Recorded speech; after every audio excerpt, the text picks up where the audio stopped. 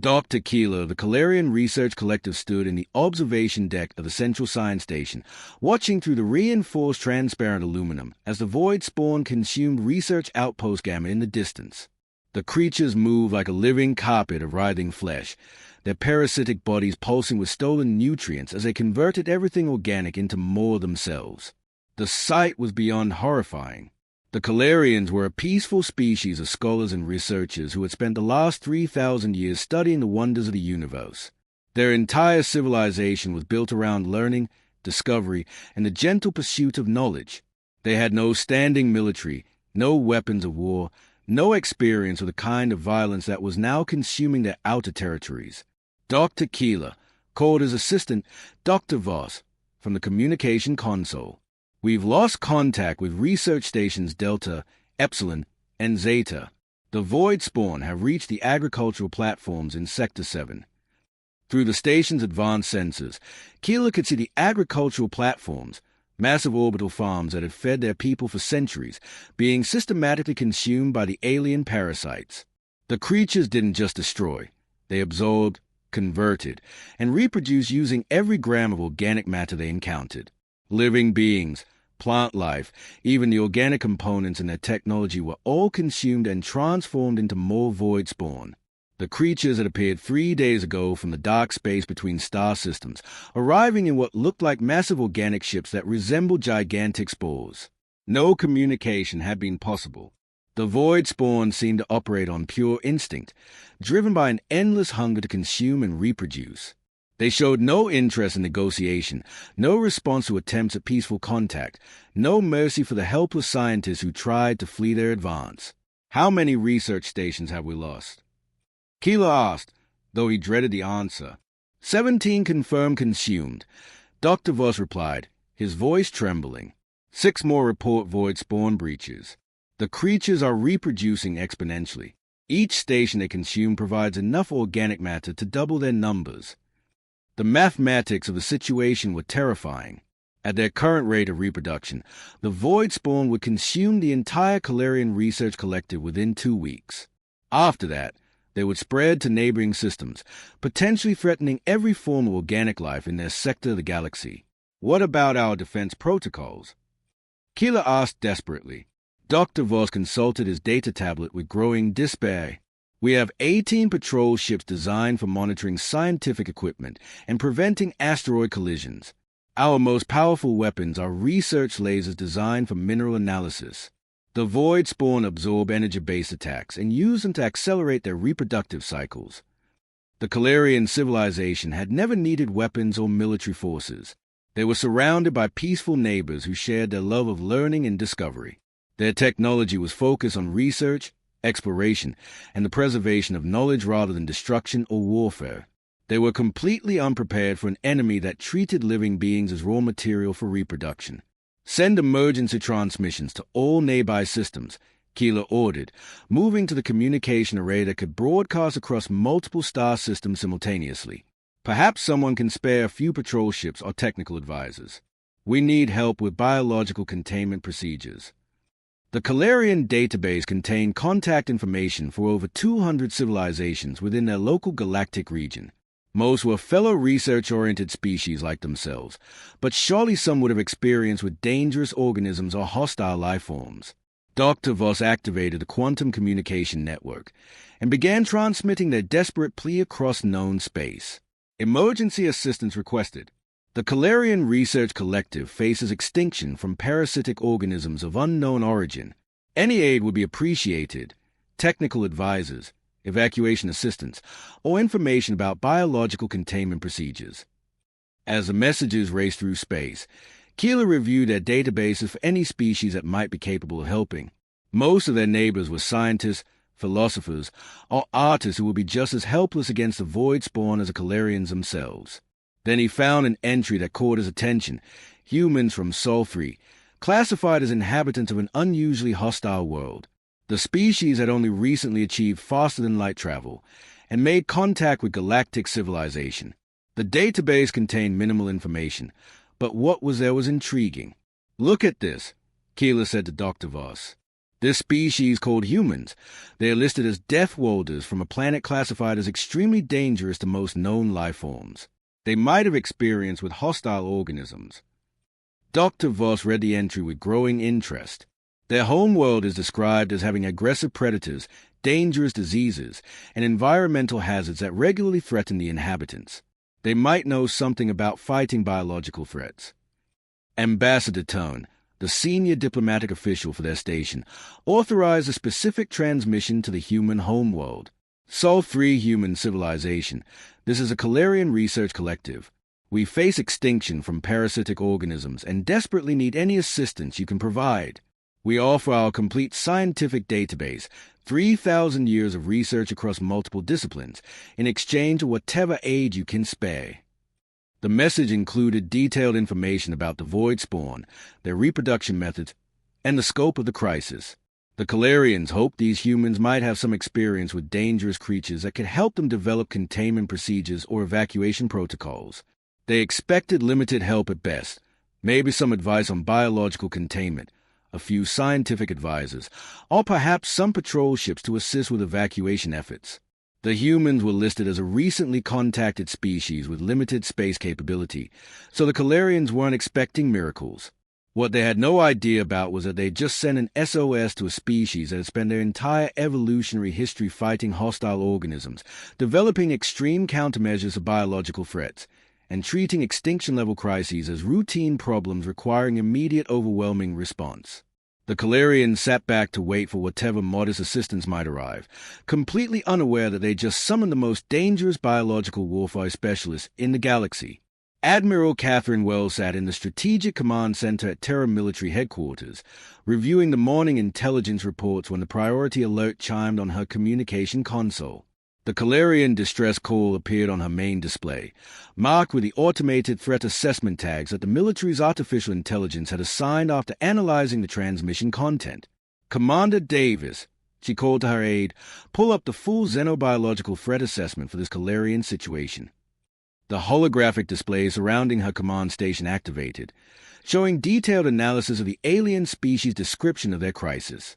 The military's computers had processed the Calarian data and cross-referenced it against humanity's extensive database of hostile organisms, biological warfare scenarios, and extinction-level biological threats. The automated assessment classifies this as a Class 7 biological invasion, Commander Davis reported, his voice carrying the professional calm of someone who had briefed similar situations many times before. Self-replicating parasitic organisms with exponential reproduction rates, consuming organic matter for resource conversion. Wells reviewed the threat classification with the practiced eye of someone who'd spent 30 years dealing with humanity's expansion into hostile environments. Class 7 biological threats required immediate and overwhelming response, the kind of situation that could spiral from a local crisis to a galactic catastrophe within weeks if not handled properly. "Activate full xenobiological threat protocols," she ordered, watching as emergency alerts began flashing across her command center. "I want the 3rd Expeditionary Fleet ready for immediate deployment within 6 hours." The 3rd Expeditionary Fleet represented humanity's most specialized biological warfare capability, 300 warships specifically designed for hostile environment operations, carrying enough biological containment and extermination equipment to sterilize entire star systems if necessary. These weren't theoretical weapons. They were tools developed through centuries of fighting Earth's hostile biosphere and refined during humanity's expansion into environments that regularly tried to kill colonists with biological threats. Parasitic invasion scenario, Wells announced to her assembled staff during the emergency briefing. Standard extinction protocols apply. This is not a rescue mission. This is complete biological threat elimination. General Robert Miller received his deployment orders at Lunar Base, where the 3rd Expeditionary Fleet's Marine divisions maintained constant readiness for exactly this kind of crisis. His forces specialized in biological warfare, equipped with containment suits that could operate in any conceivable hostile environment and weapons designed to eliminate organic threats without damaging surrounding ecosystems. All xenobiology teams, full deployment authorization received. Miller announced to his battalion commanders during the rapid response briefing. "This is what we've been training for, people. Standard biological invasion protocols. Establish containment. Eliminate the threat. decontaminate the area, then rebuild the local ecosystem. The human military had developed these procedures through hard experience during their expansion across the solar system. Every human colony had dealt with hostile organisms that tried to convert their settlements into breeding ground for alien life forms. The Martian fungus crisis of 2387 had taught them the importance of overwhelming response to biological threats. The Europa parasite outbreak of 2394 had refined their extermination techniques. President Lyndon Johnson authorized Operation Clean Sweep from the Oval Office during an emergency cabinet meeting, surrounded by advisors who treated parasitic biological invasions as a standard category of national security threat. Full authorization for biological threat elimination, Johnson announced to her military leadership, use whatever resources are necessary to prevent this from spreading beyond the current infection zone. The authorization included deployment of humanity's most advanced biological warfare technologies, weapons that could target specific genetic markers, atmospheric processes that could sterilize planetary biospheres, and containment systems that could quarantine entire star systems if necessary. Captain Jennifer Brooks prepared her specialized atmospheric fighter squadrons at the Mars Orbital Yards, overseeing the loading of aircraft designed to operate in contaminated environments where traditional fighters would be destroyed by hostile organisms within minutes. Standard biohazard protocols, people, Brooks announced to her pilots during their pre-deployment briefing. We've dealt with worse during the Martian fungus crisis. These void spawns sound like they operate on the same principles as the parasites we cleared from the outer mining stations. The casual tone was typical of human military personnel who'd grown up in a civilization where fighting hostile biological threats were considered routine occupational training. Every human child learned about biological warfare the same way other species learned about natural disasters, as inevitable hazards that required proper preparation and overwhelming response. To humanity, parasitic biological threats weren't unprecedented nightmares. They were exactly why Earth had developed such extensive extermination capabilities in the first place. Human expansion into space had been a constant battle against hostile environments that regularly produced biological threats capable of consuming entire colonies. Major William Taylor coordinated the deployment of specialized biological warfare equipment from the asteroid belt manufacturing stations, weapons that could dissolve organic matter at the molecular level, atmospheric processes that could replace contaminated air with sterile alternatives, and reconstruction systems that could rebuild ecosystems from sterilized components. Standard equipment loadout for biological invasion scenarios, Taylor reported during a logistics briefing. We're bringing enough firepower to sterilize the entire Calarian system if necessary, plus reconstruction capabilities to rebuild their civilization afterward. The human fleet that prepared to depart for Calarian space represented the culmination of centuries of biological warfare development. Every ship, every weapon, every piece of equipment had been designed and tested against hostile organisms that most galactic civilizations couldn't imagine. Admiral Wells reviewed the final deployment orders with satisfaction. The human response was mobilizing with the confidence of professionals heading to handle routine pest control, because to a species that had spent its entire history fighting hostile biological threats, that's exactly what this was. Dr. Keeler stood in the observation deck of the Central Science Station, monitoring the long-range sensors for any sign of the modest assistance he hoped the humans might provide. For 2 days, he'd watched the displays showing the advancing void spawn consuming research station after research station, each loss bringing the parasitic organisms closer to the populated worlds of the Calarian system. Any response to our distress calls? He asked Dr. Voss, who was coordinating communications with their few remaining outposts. The Crystal Garden sent condolences but no ships, Voss replied wearily. The Peaceful Alliance offered to preserve our cultural archives after we're extinct. The Scully Federation is holding committee meetings to discuss possible diplomatic solutions with the void spawn. Keeler felt his hope fading. The galaxy's peaceful civilizations were treating the crisis like an academic problem to be studied rather than an emergency requiring immediate action. Perhaps the humans would be different.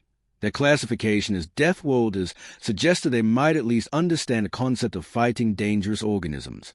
So, we're detecting hyperspace distortions on the edge of the system, announced Lieutenant Riff from the sensor station, his voice carrying unusual excitement. Something big is coming through. Keeler rushed to the sensor displays, expecting to see perhaps a dozen human ships, maybe some patrol vessels or research ships offering technical assistance.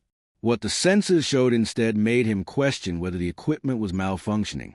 "That can't be right," he whispered, staring at readings that showed hundreds of distinct hyperspace signatures approaching their system simultaneously. Then space itself seemed to tear open as the largest military fleet in recorded galactic history emerged from hyperspace in perfect formation above Calarian Prime. The lead vessel that materialized was beyond anything in their experience, a massive dreadnought that stretched over 15 kilometers from bow to stern, its hull covered with equipment that the Calarian sensors couldn't identify. "Sweet ancestors," Dr. Voss breathed, watching as wave after wave of human warships continued emerging from hyperspace. "How many ships are there?" The tactical display struggled to process the incoming fleet, counting over 300 distinct vessels of various sizes and configurations. Some were clearly warships bristling with weapon systems, while others appeared to be specialized support vessels carrying equipment that defied classification. All of them moved with mechanical precision that spoke of tremendous experience in large-scale military operations. Admiral Wells' flagship Asteris Purifier Asteris took position at the system's gravitational center, while smaller vessels spread out to establish what looked like a complete blockade of every planet, moon, and asteroid in Calarian space. The human fleet deployed with efficiency that transformed the entire star system from a research zone into a military theater within minutes. "Calarian Command, this is Admiral Catherine Wells of the Earth Defense Fleet," came the transmission on military frequencies. The human officer appeared on their main screen wearing crisp military uniform and speaking with calm authority that suggested she'd handled similar crises many times before. "We've received your distress call regarding biological infestation. We're here to eliminate the threat, implementing immediate quarantine protocols." Before Dr. Keeler could respond, human shuttles were already launching from the fleet, heading directly toward infected worlds and establishing what appeared to be sensor networks around every location where void spawn had been detected. The humans weren't asking for permission or requesting coordination. They were simply taking control of the situation with overwhelming force. Colonel Michael Davis commanded the advanced forces that established military control zones around infected worlds with breathtaking speed. Human vessels deployed containment fields that could isolate entire planets, while specialized ships began systematic scans of every location in the system. All Calarian personnel are ordered to maintain minimum safe distance from infected zones, Davis announced through their communication networks. Any individual showing signs of biological contamination will be immediately quarantined for processing. Captain David Foster deployed orbital bioscanners that could detect individual parasites from space using technology the Calarians didn't know existed. The scanners created detailed three-dimensional maps of void spawn distribution across multiple worlds simultaneously, processing biological data with computer precision. "Admiral," Dr. Keeler transmitted desperately to the human flagship, still struggling to understand the scale of what was happening. "We appreciate your response, but we only requested modest assistance. Perhaps some technical advisors or evacuation help." Admiral Wells looked genuinely surprised by the comment, as if she couldn't understand why anyone would expect anything less than complete military intervention for a biological crisis. "This is standard biological threat response protocol, Doctor," Wells replied with the patience of someone explaining something obvious. "We don't implement partial solutions when dealing with parasitic organisms. Half measures lead to renewed outbreaks and exponential spread." The human fleet continued its deployment with systematic efficiency that turned the Calarian crisis into what appeared to be routine industrial operations. Specialized vessels established atmospheric monitoring stations, biological containment fields, and orbital processing facilities with the speed of a construction crew following well-practiced procedures. Major Patricia Hayes coordinated the establishment of decontamination stations around every population center, deploying equipment that could sterilize entire cities without harming the inhabitants. "Standard biohazard containment procedures," she announced to her teams. "Same protocols we used during the outer colony cleanups." The casual tone was what struck the Calarians most forcefully. Human military personnel discussed the galaxy-threatening biological crisis with the same matter-of-fact attitude they might use for routine maintenance work. Dr. Keeler watched in amazement as human forces transformed their entire star system into a military-controlled biohazard zone within hours. The humans treated the crisis like routine industrial cleaning, systematic, thorough, and implemented with overwhelming resources that made the biological threat look manageable for the first time since it had appeared. They are treating this like they've done it 1,000 times before, Dr. Voss observed, watching human teams establish quarantine procedures with mechanical precision. The transformation was complete and terrifying in its efficiency. The Calarians had called for modest help and received the most comprehensive military intervention in galactic history, implemented by beings who approached extinction-level biological threats as routine occupational hazards. The humans implemented what they called standard biological threat neutralization, with a systematic efficiency of industrial workers following a well-established protocol. Dr. Keeler watched from the observation deck of the Central Science Station as human extermination teams deployed across the infected worlds with equipment that looked more like advanced medical devices and weapons of war. Major Patricia Hayes led the specialized extermination teams from her command vessel Sterilizer Asterisk, coordinating the deployment of biological warfare specialists who moved through contaminated zones wearing environmental suits that made them look like walking laboratories. Each team carried equipment designed specifically for fighting hostile life forms, devices that could analyze alien organisms in real time and develop targeted countermeasures within minutes. Genetic analysis complete. Hayes reported during the morning briefing that Dr. Keeler was permitted to monitor. The Void Spawn operate on a carbon-silicon hybrid structure with rapid cellular division protocols. Standard parasitic reproductive cycle with distributed neural networks controlling colony behavior. The casual tone was unsettling. Human military personnel discussed a galaxy-threatening biological crisis with the same matter-of-fact attitude they might use to describe routine pest control. To the Calarians, the Void Spawn were an incomprehensible horror that defied their understanding of biology. To the humans, they were just another category of hostile organism with predictable weaknesses. Same approach we used during the Europa outbreak. Hayes continued, activating holographic displays that showed detailed biological warfare plans. Target their reproductive cycle with selective viral agents, disrupt their neural networks using electromagnetic interference, then sterilize the contaminated areas with molecular-level cleaning protocols. The Europa outbreak she referenced so casually had been one of humanity's early encounters with hostile alien biology during their expansion into the outer solar system. A parasitic organism discovered in Europa's subsurface ocean had attempted to convert human colonists into breeding hosts, leading to the development of the biological warfare techniques now being deployed against the Void Spawn. Colonel Robert Davis coordinated the orbital bombardment systems that could deliver biological agents with surgical precision from space. The human weapons weren't designed to destroy. They were designed to cure, targeting specific biological markers while leaving native ecosystems completely unharmed.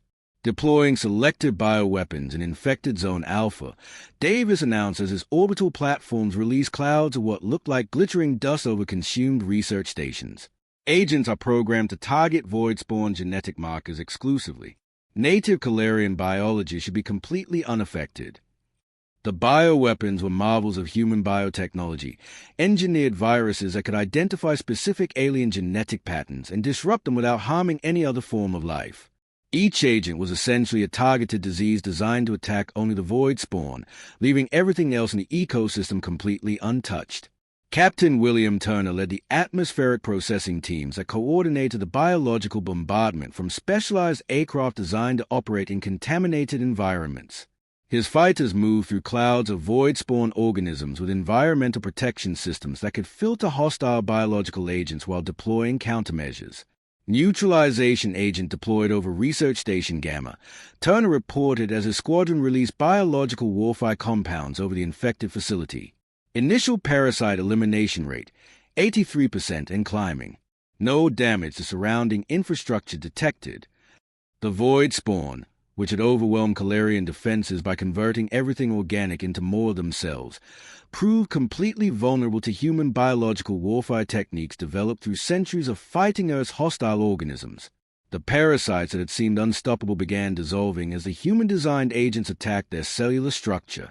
Dr. Keeler watched in amazement as human technology systematically dismantled the biological threat that had terrified every species in their sector. The void spawn weren't just dying. They were being efficiently processed by biological agents that worked faster than the parasite could adapt or reproduce. Major Jennifer Roberts coordinated the ground-based extermination teams that moved through infected areas with equipment designed for hostile biological environments. Her Marines carried weapons that could sterilize contaminated areas at the molecular level while preserving anything of scientific or cultural value. Contaminated zones are being cleared ahead of schedule, Roberts reported during the daily briefing. The void spawn lack resistance to selective viral agents. Their distributed neural network makes them particularly vulnerable to coordinated biological attack. The systematic elimination continued across multiple worlds as human forces applied biological warfare techniques with industrial efficiency. Each infected area was processed through the same protocol, analyze the threat, deploy targeted countermeasures, verify elimination, then decontaminate and restore normal biological function. Commander Lisa Brooks led the reconstruction teams that followed the extermination units, deploying technology that could rebuild normal ecosystems from sterilized environments. Her teams carried biological reconstruction kits that could restore plant life, reintroduce beneficial microorganisms, and ensure long-term ecological stability.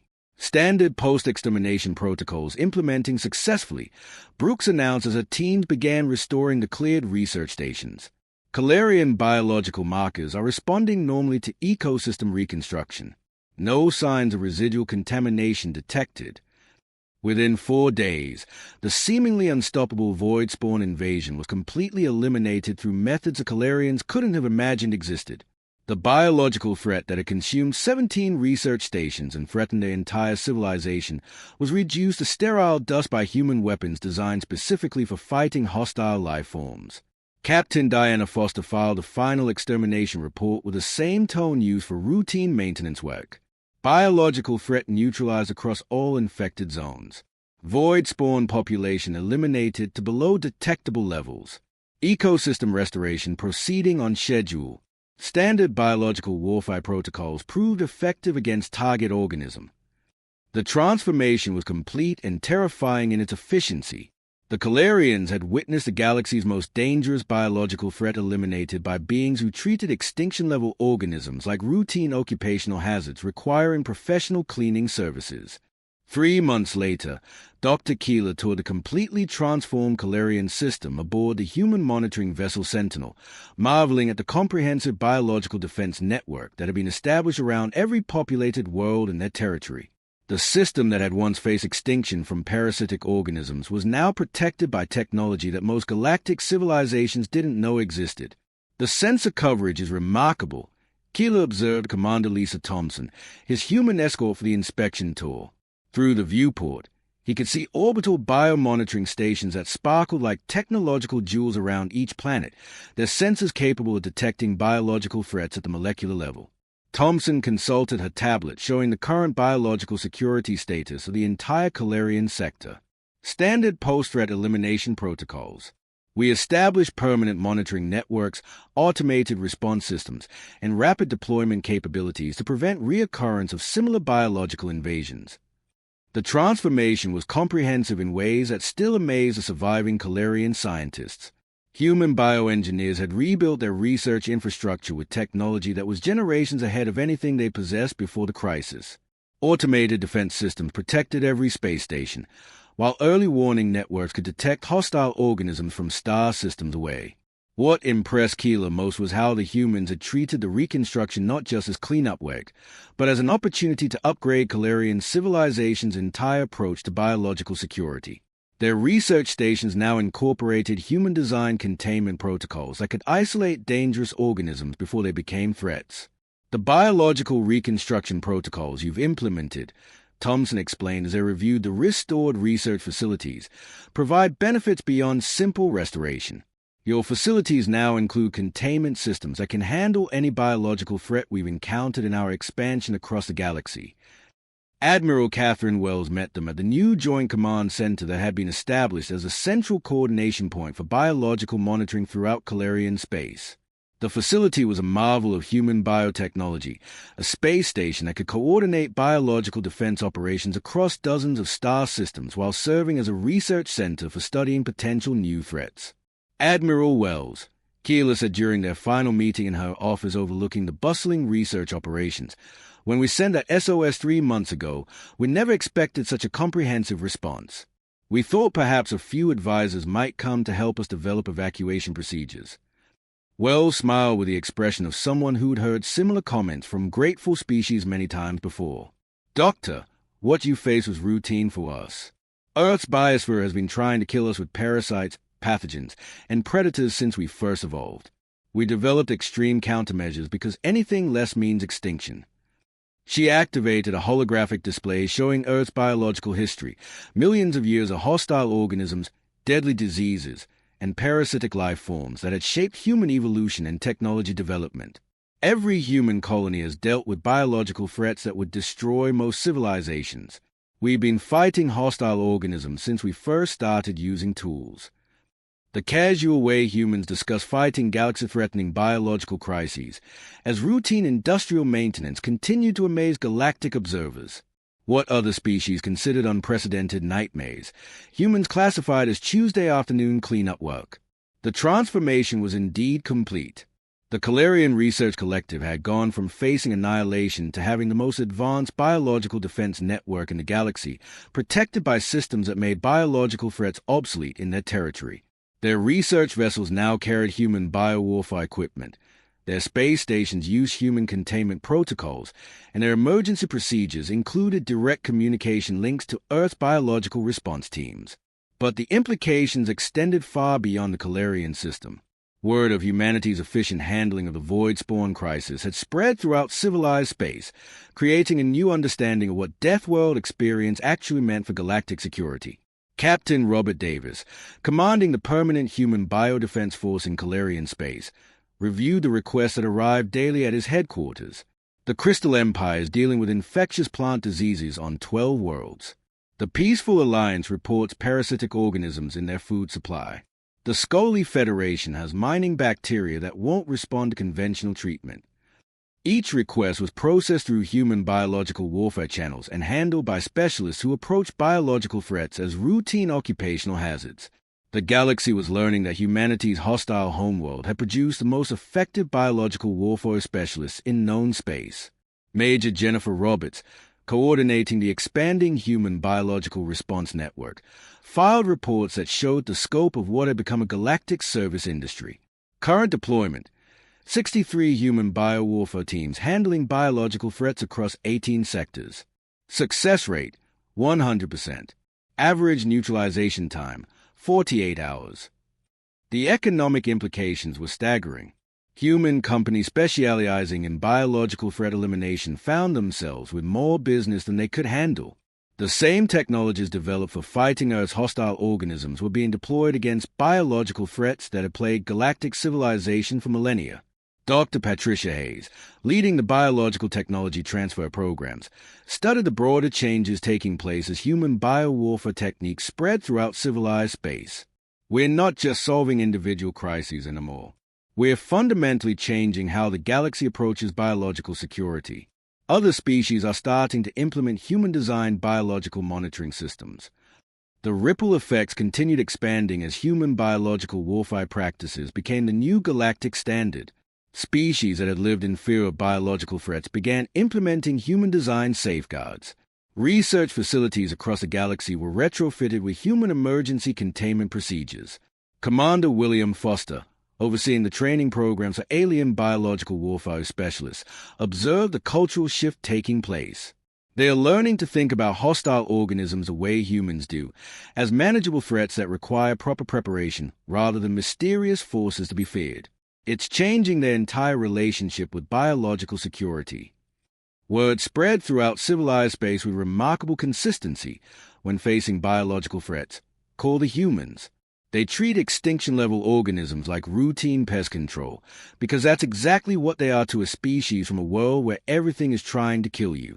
Other civilizations began specifically requesting human-scale biological intervention, learning that humanity's standard response to biological crises involved complete ecosystem sterilization and reconstruction capabilities that most species considered theoretically impossible. The galaxy discovered that Deathworlders don't just survive hostile environments. They develop the tools to make any environment safe permanently. Captain Diana Thompson filed her final assessment with Earth Command. Biological warfare capabilities have become humanity's primary export to galactic civilization. We're not just solving crises, we're eliminating entire categories of threats that have plagued the galaxy for millennia. Dr. Keeler filed his final report to the Calarian Council with a sense of wonder at what his desperate plea for help had unleashed. We asked for modest assistance. We received complete transformation of our civilization's relationship with biological threats. Humanity didn't just save us. They made us safer than we've ever been in our history.